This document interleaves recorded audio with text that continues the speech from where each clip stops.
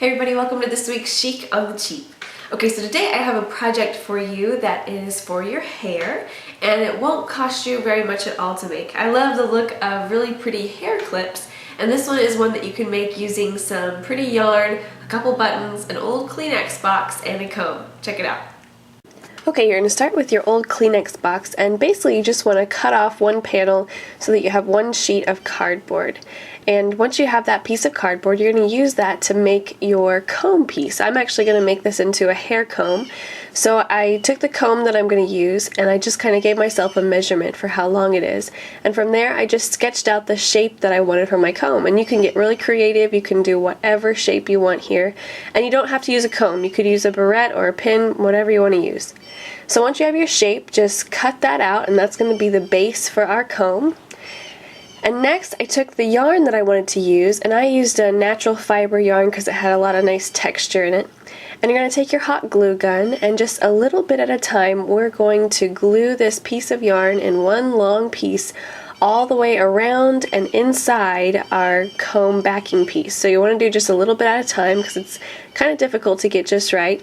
So just take your yarn and put it right on that glue bead, and then just keep doing this. You're going to go all the way around the outer edges of this cardboard piece. And once you get to the place where you started, you're just going to go right underneath it and keep going around the shape until you have it all filled in. And when you get to the center, just cut off the end and glue it down in place. And then to finish it off, we're going to kind of cover up that place where our first string met the cardboard.